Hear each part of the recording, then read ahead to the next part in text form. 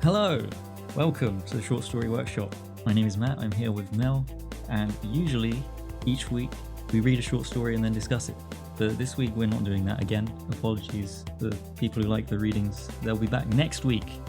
Today though, we're going to do something a little bit different. We're going to talk about short story collections, because Mel has read a number of them and I am woefully uninitiated, and it would be nice to learn a little thing or two about how to put together a good collection. Yes, although I feel maybe a little woefully underqualified in that I have not actually put together my own collection. This is something that I have done a lot of research into because I want to do this. Hey, now we can't both be woefully underprepared. I haven't even read more than two. I'm just saying, I'm not a super mega expert and I haven't got 5 collections you can look at to see how to do it. This is just going to be what I like about how other people put theirs together. And also I think it's an important topic because we talk about individual stories and not really how to make effective collections of stories, because I think this is also got an art and a skill to it. So what do we actually mean by a collection? Alright, so for the purposes of this episode, what I'm talking about is a collection of stories by the same author. I'm not talking about anthologies, which might be by groups of different authors, usually around the same theme, or I've got some that are really fun. Robots versus fairies, zombies versus unicorns.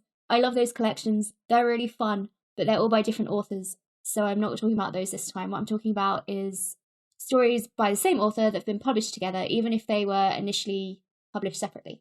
So, for example, The Adventures of Sherlock Holmes is a collection of Sherlock Holmes stories, all written by Arthur Conan Doyle, not by Arthur Conan Doyle and H.G. Wells and whoever else he was friends with at the time, which was basically every author alive. Yes, it's true.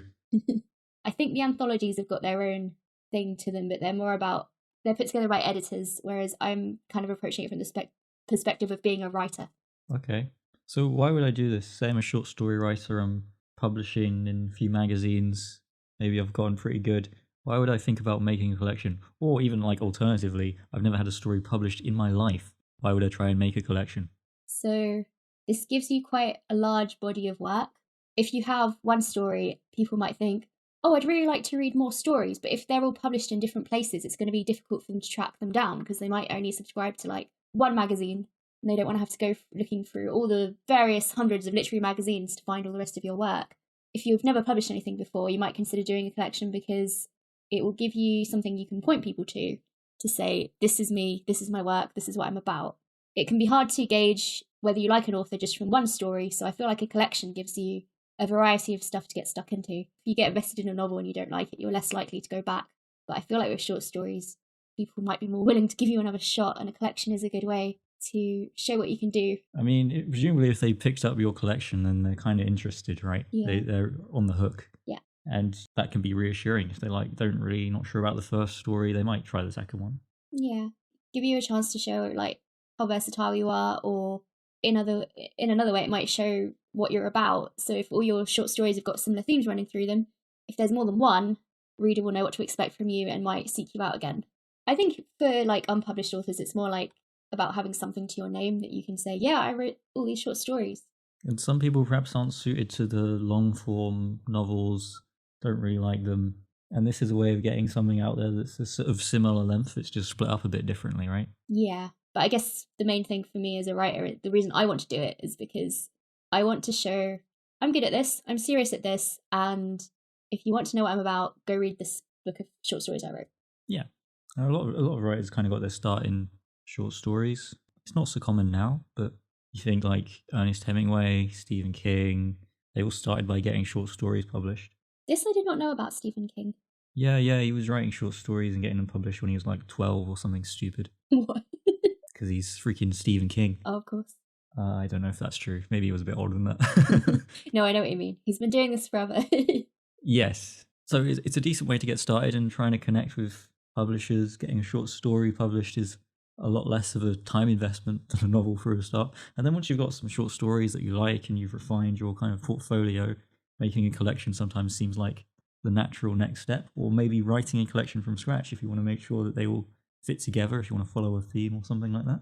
Yeah, and you can do some really inventive things if you write a collection with a purpose or a theme in mind, which is, I guess, what we want to talk about in this episode. Just to quickly clarify, like the majority, unless you're like a known quantity, the majority of short story collections are self-published. Do you think? Yeah. Yeah. Okay. Let's talk about the ways you can link stories together, because there are lots of different ways you can do it. And I thought we'd talk about some of the ones that I've noticed and appreciated. But Mel, I'm writing a short story collection. Isn't the idea that my stories are completely finished in themselves and don't carry on? Yeah. And the easiest way to do it is to, as you say, have stories that you finished and completed. But I wouldn't just chuck any old thing in a book and call it a day and call it a collection. What I would do is try and find some common themes at the very least between your stories, and you have less of a chance of people looking at this going, well, I really like this story, but I hated the next one, so now I'm going to chuck your book at a wall and never look at it again.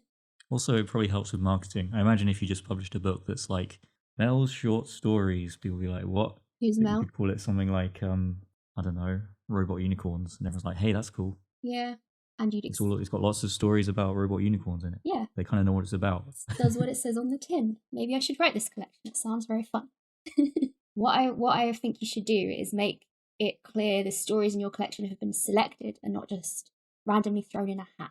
And the fastest way to do that is to make sure that all of the stories are the same genre. That's a good start. Yeah. This, again, will also help you with marketing, because you don't want your girly looking chick lit stories to suddenly be interrupted by, and now we're going for a horror in a forest with wolves.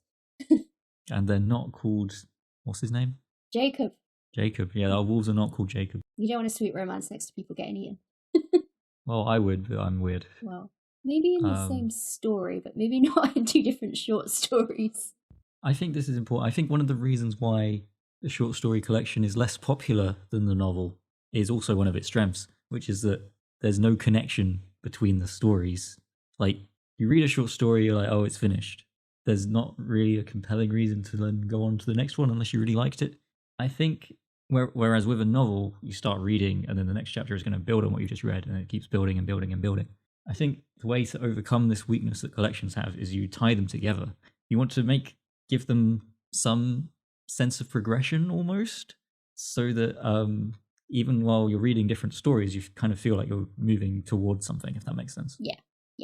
So maybe we can talk about a few collections that you've read that do this well. So I think in terms of progression, the ones that do this really well are a couple of sci-fi ones I've read, which the stories of Ibis by Hiroshi Yamamoto and Stronger, Faster and More Beautiful by Arwen, Elys, Dayton. Both these collections are about developing technology. Each story takes that concept, so it's AI in Ibis, body modification in Stronger, and shows how, as time goes on, the technology changes into more and more kind of extreme versions. I think Ibis starts with some basic chatbot type robots, and then at the end, you have robots who are developing their own languages that humans can't understand. So it shows a progression in the technology. So you kind of draw the reader in from the beginning, keep going along the timeline, until at the end, they're in this world that they don't really recognize anymore, and you've built on what you started at the beginning of the story. Because even I imagine it doesn't share many characters or anything like that, but you still get the sense that time is passing, and that gives you a common thread, and you're always thinking, okay, what's coming next after this? Yes.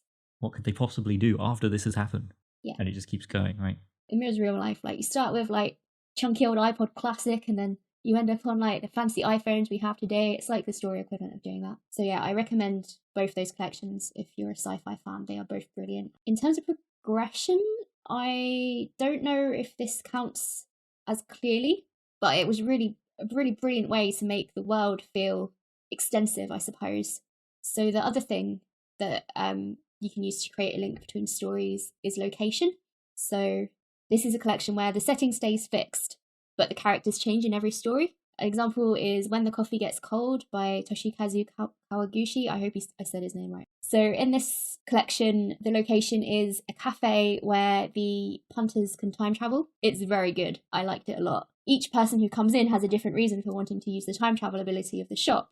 And that's a really good place to start a collection from, because you have a constant, but you can tell so many different stories. You see this a lot in TV as well. It means you don't have to explain at the start of your story, oh, by the way, there's this place where you can time travel. Like, we already get it. You save yourself on exposition. You have a concept that the reader already understands. So it streamlines your story. Yeah. Although sadly, I think this collection did explain it more than once. Yeah, it's a good one to use for mysterious, complex settings. I've also seen it used to tie in with bigger universes, like Leigh Bardugo has done Language of Thorns, which is all short stories set within her Grishaverse, which is very popular right now. You're watching Shadow and Bone, aren't you, Matt? I am watching Shadow and Bone. No, I really like this idea. I could see myself doing this. Settings is one of those things in books that a lot of people just kind of see as window dressing, but I think there's a lot of room to really dig into it, especially over multiple stories. So yeah, I like this idea. This makes sense to me because your work is often the setting drives a lot of the plot and things like that. I do like a good sense of place. Yeah, you often see it in TV as well, like Westworld. So another way that used to be very popular and I kind of see less of now to link short stories is to use the same characters.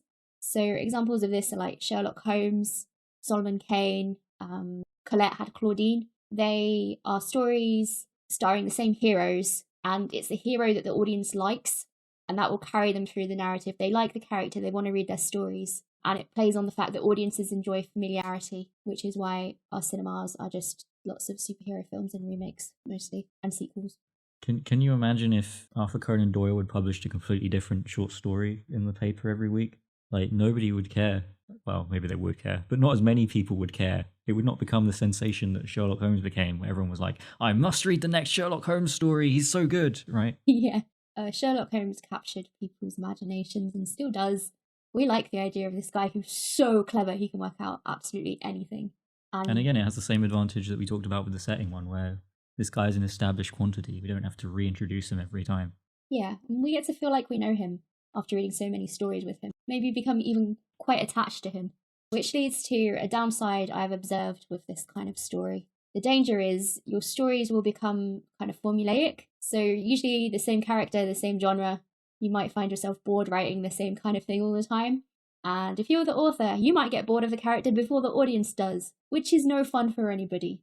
Because you'll be like, look at my new story, it's amazing, I've got a new character, a new world. And the audience will be like, yeah, but I want to read more Sherlock Holmes though. I don't care. Where's Sherlock? And I know that Arthur Conan Doyle felt this.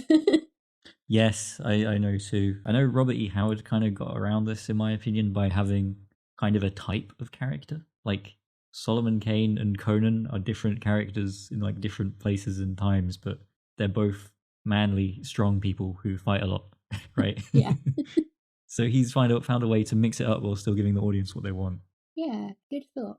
But again, an effective way to tie your stories together, to use the same heroes. I think this is interesting when you consider that people might read your stories in a different order. I don't know why, but I guess we think about characters as kind of linear because you usually see them in like novels or TV shows where you kind of get to know them over time and then they kind of change over time.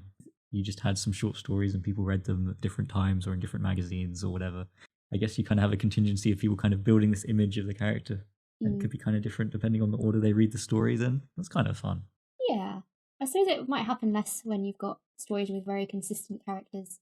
But for Ghost TV, an interesting example is The Doctor, which, from Doctor Who, like, the writers try and give them, like, a series arc and be like, the Doctor's changed now at the end of each one, but it's always going to reset.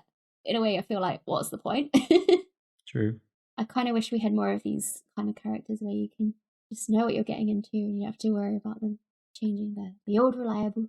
Like comics kind of do that, right? Yeah. It's ironic that the solution to this is Marvel, who you slagged off at the start of this conversation. Yeah, sorry, Marvel. But that's what they are. They do consistent characters a lot of the time. Right, the last one, I guess, to talk about then is, I have not seen this idea done again, but in Kissing the Witch by Emma Donoghue, it's a book of fairy tales that have been slightly rewritten. They're very beautiful stories, and I love them. Every story picks up the perspective of a minor character in the one that goes before it to tell the next one. In story A, you have a nice story about a princess, and you might have like a prince in the background who says, "Get off my lawn," or something. The next story is then from the perspective of the prince, even though he didn't really play much of a part in the previous story. He then is the next storyteller. I thought that was a really unique and interesting idea. Does it circle back around so that the original one is a minor character in the last story? Ooh, good question. I can't remember. Because it should. Maybe.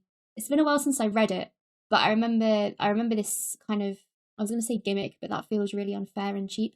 USP. I remember this USP of it. And I remember really enjoying it because it was so interesting and unusual. That's cool as well, because you kind of get interested in the character. When you see a minor character show up, you're like, oh, I wonder if they're the one. And then you kind of think about them a bit more, right? Yeah. I think that's a cool idea. Yeah, as you keep going, you're like, who's going to be in the next story? Yeah, they're really probably my favourite short story collection. I think that was... Oh, I had one more example, which is one you know more about, Max. This is one you actually have read. The King in Yellow. It was such a weird collection as well, The King in Yellow. There's like, not all of them have The King in Yellow in them. Oh. Anyway, it's a good collection. I think it underutilized The King in Yellow play itself, but it was nice to have that common thread. And because it introduces it quite nicely in the first story, so then when it pops up in the later stories, you're really like, oh no, like they've conditioned you to be afraid of this thing by the time you get later in the collection. Yeah, so the idea is that there's a play called The King in Yellow, and anyone who reads it is doomed or goes mad. Yeah, it's pretty crazy. We've done an episode on one of the stories, The Mask. You can go check that out if you would like. Good for Lovecraft fans. Speaking of Lovecraft, how do you feel about kind of the shared universe? Because this is kind of what Lovecraft did. Maybe he did it accidentally because he was very self-referential, but it's like implied that most of his stories take place in the same universe and they kind of reference each other and stuff like that. Yeah, that's good. That can be I guess good. that's kind of like a way of doing a collection without doing a collection, if that makes sense. Yeah. It's one of like the more simpler options if you've got some very different stories.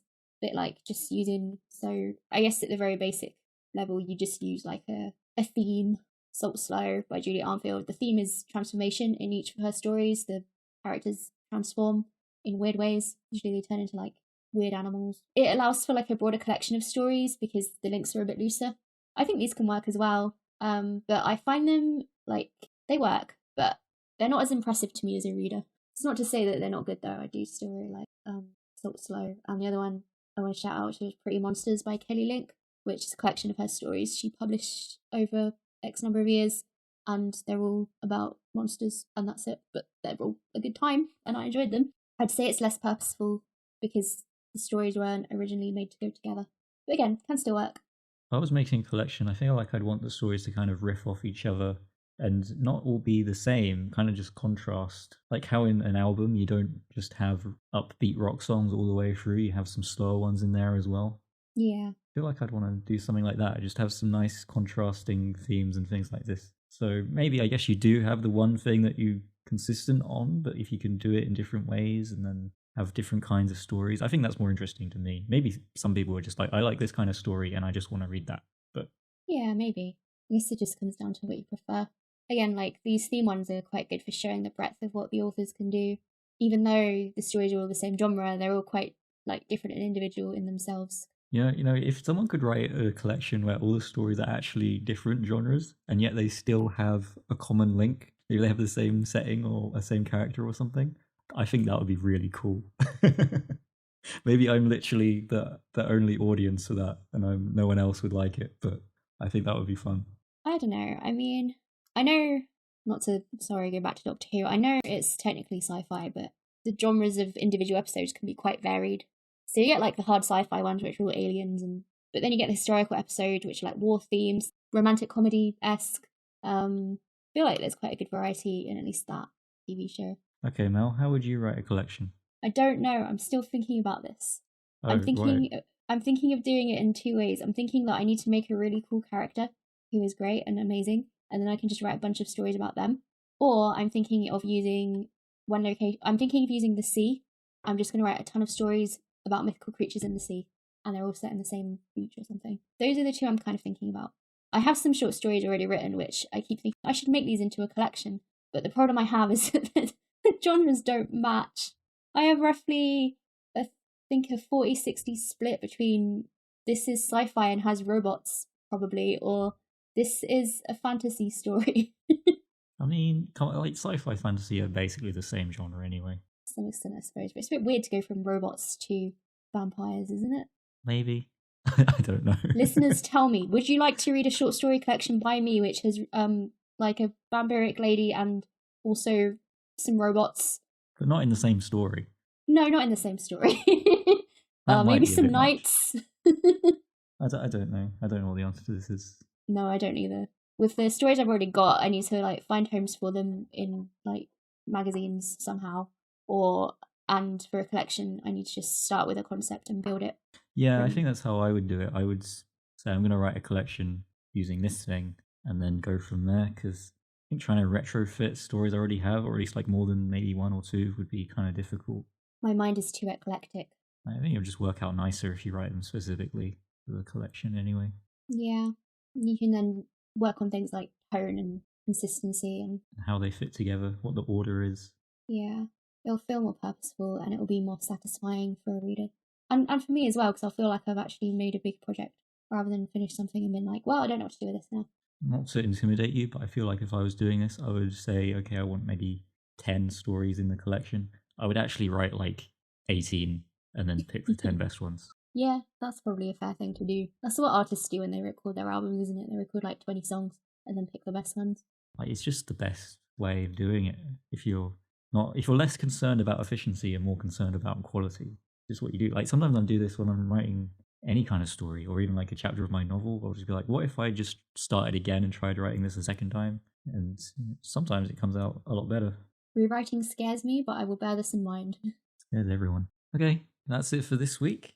Well, wait, yes. That's it for this week. We'll be back next week with an actual story to discuss. Thank you for listening to this special episode. Please do leave a comment on our website at theshortstoryworkshop.com. Let us know what you thought. You can also find all our previous short stories and episodes on there.